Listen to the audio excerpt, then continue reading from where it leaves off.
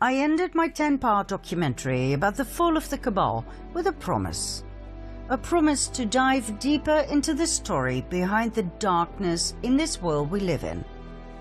What happened? How did we get to this point? Who is the Cabal? And what is their exact agenda? Are you ready to go further down the rabbit hole? Well, fasten your seatbelts, for this is going to be one heck of a ride.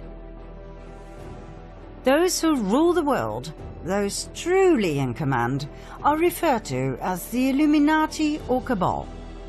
Not many people are aware of their presence, let alone their identity. We have grown to believe that our countries are ruled by presidents, by kings and queens and governments. But the truth is, these are mere puppets on a string. Who pull the strings?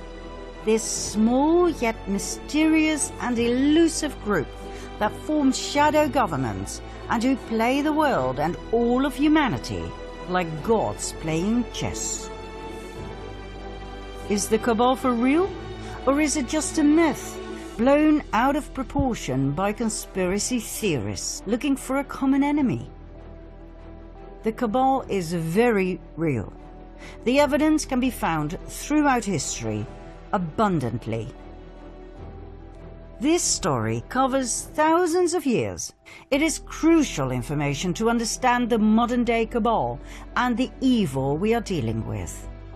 Not only that, it is the only way I can possibly reveal to you the best kept and most shocking secret in the history of mankind. Let's go all the way back in history to the most ancient civilization on Earth, Sumer.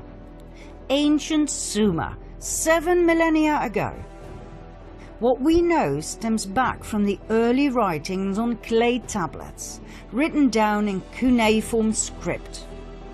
The Sumerian civilization was a highly developed and advanced society with grand cities, temples, and pyramids. Archaeological findings tell us the cities had amazing mosaics, elaborate streets, housing blocks, indoor plumbing, toilets with water flushing systems, and much more. The temple of Inanna at the ancient city of Uruk still baffles us today with its splendor, its vibrant colors and depictions of strange animal creatures. Inanna was the ancient Sumerian goddess associated with love, beauty, sex, war, and political power. She was later worshipped by the Akkadians, Babylonians, and Assyrians under the name of Ishtar or Asherah. Many researchers now believe she was Isis of the Egyptians, Diana of the Greeks, and Venus of the Romans. She was the consort of Baal, the deity who demanded child sacrifice. We shall later see whether this is true or not. The ancient culture of Sumer and its polytheistic religion expanded towards the northwest into Babylonia, then even further west. It went to what we now know as Canaan and Phoenicia. More about this group later. There was a second group. They went further north, all the way to the region we now call Ukraine and southern Russia, between the Black Sea and the Caspian Sea. There they took on the name Khazars and called their new homeland the Kingdom of Khazaria, after their ancestors. Joseph Chagam, king of the Khazars, explained in a letter to the foreign secretary of the Caliph of Cordoba, Hasdai ibn Chaprut, that his people were direct descendants from Japheth, son of Noah. Khazaria was right at the center of the northwestern Silk Road. Merchants who traveled through Khazaria had to pay toll, a lucrative way to swell the coffers of the kingdom. The Khazars were different than the peoples from the surrounding countries. They were described as thieves and spies. They were said to be lawless people who lived a life of sin, of sexual extremities, and of cruelty. They would murder travelers from other countries and adopt their identity. They were masters of deceit. And, last but not least, they were said to worship Baal, also referred to as Moloch, a representation of Lucifer that demanded child sacrifice. In return, Baal was said to reward them with riches, with fame and fortune. The neighboring countries despised them. They hated their sacrificial rituals in which they threw babies into the flames or cut them open to drink their blood and eat their flesh, claiming it gave them incredible power and energy and eternal youth. Urged by these surrounding peoples, the Russian ruler knew he had to do something. In the year 600, he warned their king, Bulan, that their Luciferian practices had to end. He told him they had to convert to either Judaism, Christianity, or Islam. The choice was his. Bulan chose Judaism. But he did not really convert. He merely took elements from Judaism and forged them into his own Luciferian belief. King Bulan and his people lived on and prospered. Nothing much had changed, except for the fact that for outsiders they now called themselves Judeans, which they were not. Mind you, the name Jew wasn't invented until the 18th century. 4 centuries went by. In 965 AD, the Russian ruler, Grand Prince of Kiev, Sviatoslav I, felt they had gone too far with their continued devil-worshipping and child sacrifice.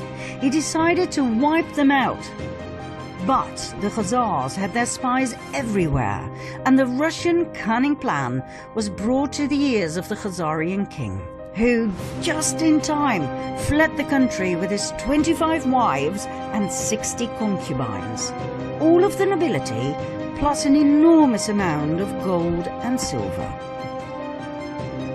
The entire exodus of royalty and nobility went via Hungary to Poland, then from Germany southward to France and Spain.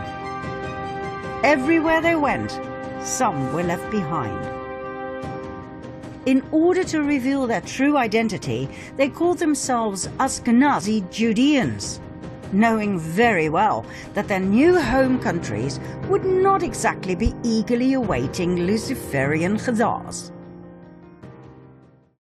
Ashkenaz, by the way, was the name of a region they inhabited during their migration from Sumer to Babylonia to the Caucasus. Like all regions at that time, this one too was called after the descendants of Noah. Ashkenaz being a grandson of Japheth and great-grandson of Noah. Now don't worry, you don't have to remember any of this. We just need to tell you from a historical point of view. It does explain a lot though, as Japheth, son of Noah, had 2 grandsons, Ashkenaz and Togarma, who became arch-enemies according to rabbinic literature. Now the people we are dealing with here descended from Togarma, yet they adopted the name of their arch-enemy, Ashkenaz. Why? We will soon find out. Just remember this, it was all by design. The Ashkenazim settled in their new homelands and swore to rebuild their empire. In no time, they built up an empire of wealth and influence. After all, they were the royalty and nobility of the ancient bloodlines of Sumer and Babylonia. They had the startup capital, so to speak. They swore to take revenge on Russia, the country they had been expelled from. Their revenge also stretched out to the Jews, as in the original people from Judea. Why?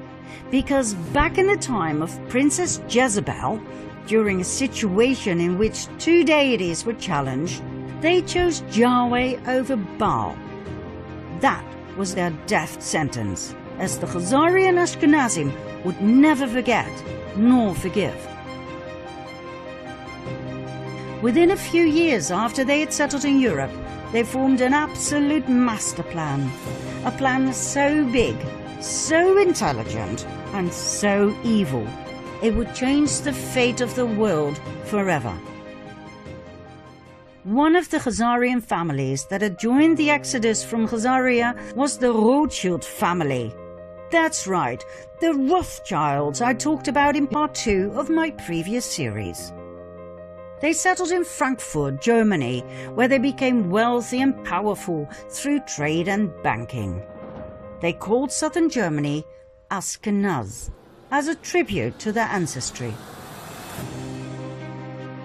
They offered notes to travelers who left behind their gold and silver, safely stored in the vaults of the Rothschilds, banknotes against deposits. This way they collected an unprecedented amount of riches that, combined with the interest they received, were further used to extend their wealth and thus their power. Meyer Amschel Rothschild had 5 sons who became powerful bankers in 5 large cities: Frankfurt, London, Paris, Vienna, and Naples. In no time, they gained financial power over all of Europe. They became the personal bankers of kings and queens. They even became the treasurers of the Vatican.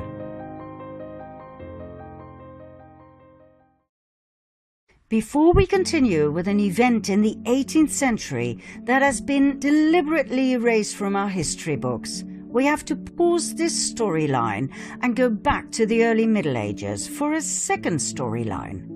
The two will meet during this 18th century event, and when they do, things will fall into place, I promise. We'll start in the age of the Crusades. In 1048 AD, an organization was founded that we refer to as the Order of Malta. They were founded in Jerusalem. Their goal was dual. One arm of the order ran a hospital in the Holy Land to tend to Christian pilgrims. The other arm was military, tasked by Rome to protect Christians against the local Muslim population. Their symbol? The equal-armed Maltese cross. During the first 50 years of their existence, Jerusalem was Muslim territory. The amount of Christian pilgrims who went to Jerusalem was limited, even by Islamic law. In 1096 AD, the first of 9 wars broke out. It became known as the First Crusade.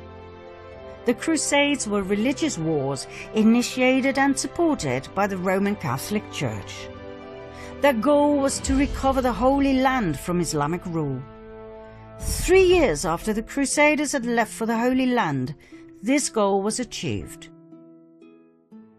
Godfrey de Bouillon and his brother Baldwin, leaders of the First Crusade, became rulers of Jerusalem. The Crusades may have been romanticized in literature and movies, but the truth is, they were insane religious wars focused on nothing but death, destruction, and forced conversion. An estimate of nearly 2 million people died. In 1118, a French knight by the name of Hugh de Payan founded a military order together with 8 relatives and friends. They called the order the Poor Knights of the Temple of King Solomon, later known as the Knights Templar. This order sprang forth from a secret society called the Prieuré de Sion, the Priory of Zion, an order that, by the way, is still alive and active today. With the support of the King of Jerusalem, the Knights Templar set up headquarters on the sacred Temple Mount. Their official goal was to protect pilgrims on the way from Europe to Jerusalem. In and of itself, this is fascinating. 9 knights were officially appointed to protect Christian pilgrims over a distance of 4,000 to 5,000 kilometers. God only knows how they did it. Their not-so-official goal was to rebuild the Temple of Solomon that had been destroyed in 586 BC by the king of Babylon, Nebuchadnezzar. Why this was so important to them, we will show later on. In 1129, the Order of the Knights Templar received the official support of the Roman Catholic Church. The order grew abundantly and donations came pouring in from all over Europe. The Knights adopted a code of conduct in which they swore unfailing obedience to the Master. According to researchers, the principle of obedience made the Knights Templar lethal. They acted swiftly and with certainty to do as they had been commanded. A force of Templars became an extension of the will of its commander, the Grand Master. At the height of their power, the Order of the Knights Templar comprised of almost 20,000 members. Only 10% were armed knights. The other 90% took care of infrastructure and logistics. Even though the knights had sworn to a life of poverty, the order was excessively rich, owning large plots of lands, farms, vineyards, mills, horses, arms, equipment, the island of Cyprus, and an impressive fleet of ships. All the way from Europe to Jerusalem, in every city, they had monasteries, castles, churches, universities. They were so powerful they did not need to obey local laws. They could pass freely across all borders. They didn't have to pay taxes, and they were exempt from all authority except that of the Pope. Furthermore, everything they took from the Muslim population that they subjugated and murdered on their way was given to the order. Did they have these privileges in writing? Oh yes, Pope Innocent II took care of everything by signing the papal bull Omne Datum Optimum in 1139. All the order had to do was swear obedience and allegiance to the Pope. There was one area, though, in which the Templars truly excelled: banking. They had a network of banks in many countries that enabled pilgrims to deposit assets in their home countries and withdraw funds in the Holy Land. By the 13th century, the Templars had become such competent and trusted bankers that European kings and nobles who embarked on crusades to the Holy Land often forwarded large cash sums to the Templars that could be withdrawn later so they could pay their armies. The Templars even gave out loans to rulers. They excelled in everything they did, for which they were overloaded with donations, gifts, fame and fortune. However, in the early 14th century, the Knights Templar met their final destiny: King Philip IV of France. This man was heavily indebted by the order. When he asked for even more loans, the order refused. King Philip decided it was time for the Knights Templar to meet their maker. On Friday the 13th of October 1307, a multitude of knights were arrested, including their Grand Master, Jacques de Molay. After years of imprisonment, he and many others were burned at the stake.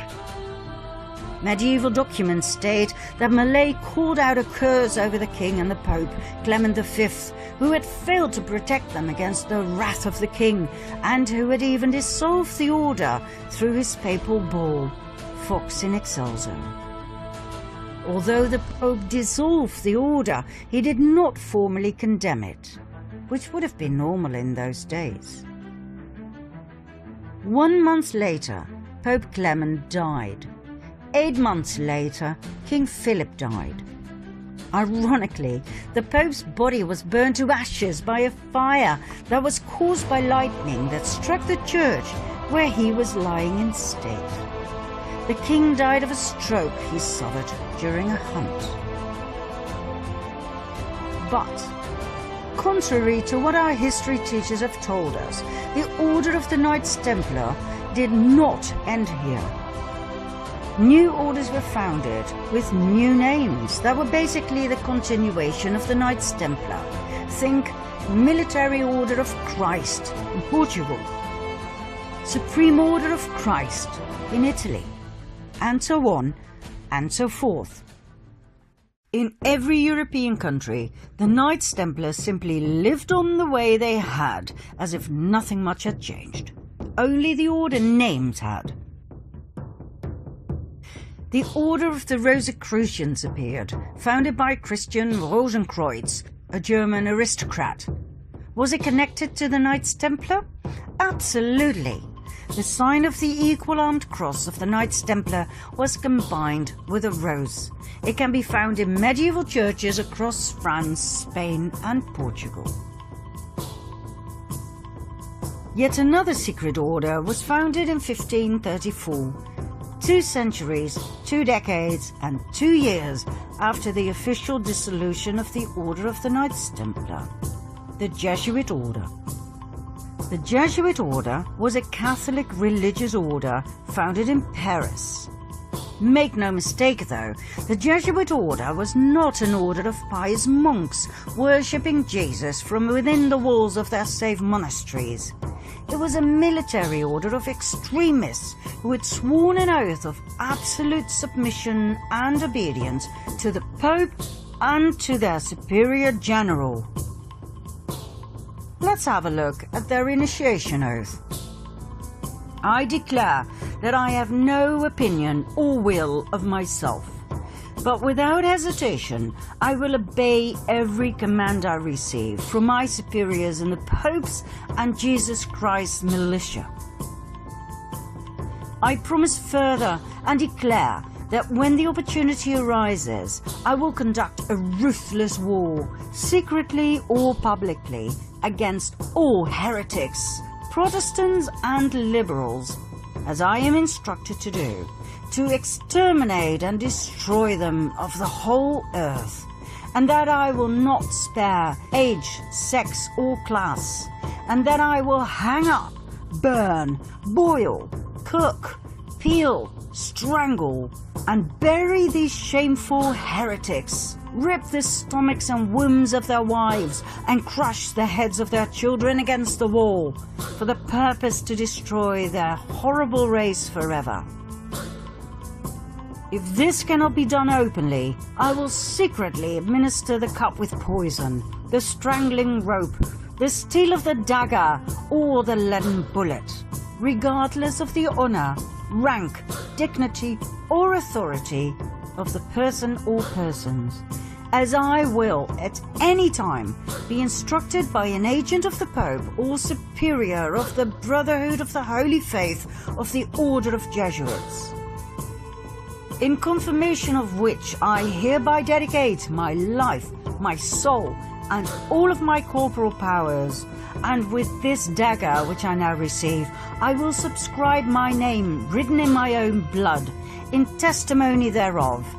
And should I prove false or weaken in my determination, may my brethren and fellow soldiers of the militia of the Pope cut off my hands and my feet, and my throat from ear to ear, my belly opened, and sulphur burned therein, with all the punishment that can be inflicted upon me on earth, and my soul be tortured by demons in an eternal hell forever.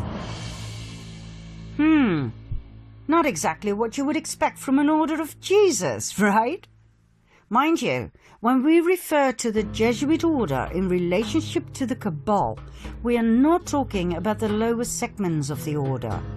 I personally know of Jesuit priests who are wonderful human beings and who've brought a lot of beauty and wisdom into this world.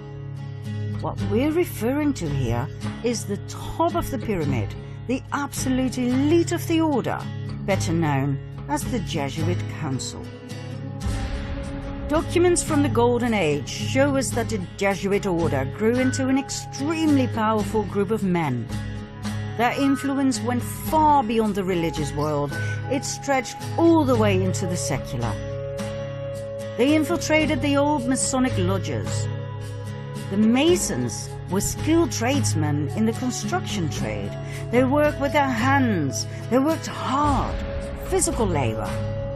The infiltrated Jesuits were allowed to join because of their contributions in the area of architecture, science and arts. They were called the Free and Accepted Masons, hence the name Freemasons. The Freemasons were wealthy men with a special knowledge of architecture. It is known that they were especially interested in the Temple of Solomon, just like the Knights Templar. Furthermore, they were focused on the preservation of esoteric knowledge, for instance about the Kabbalah. The fascination with the Temple of Solomon is not the only link between the Freemasons and the Knights Templar. Even today, the York Rite administers 3 orders of Masonry, one of which is the Knights Templar. The Knights Templar of the York Rite is a military branch of the Freemasons, just like the medieval order of the Knights Templar. They both have the symbol of the equal-armed Red Cross. So, in short, the Freemasons were a highly secretive group of powerful Jesuits who had infiltrated the countless Masonic lodges across the world. They founded their own umbrella lodge in 1717, the Premier Grand Lodge of England, and that would turn out to be their salvation. What happened? The Jesuits had become way too powerful to the liking of 80 heads of states worldwide who obviously felt threatened by the powerful order. They banned the order and put pressure on the Pope, Clement XIV, to do the same. In 1773, the Pope succumbed to their demand. He promulgated the Dominus Ac Redemptor, the Bull of Extinction, that put an end to the Jesuit order. It seems indeed history repeated itself. But guess what? It didn't end there. Just like the Knights Templar before them, they continued using another name. In this case, the Freemasons.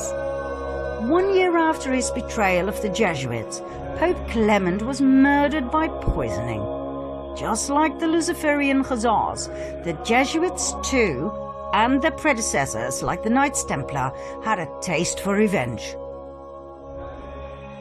Now we promised that our 2 storylines would come together at an historical event that would massively impact the world.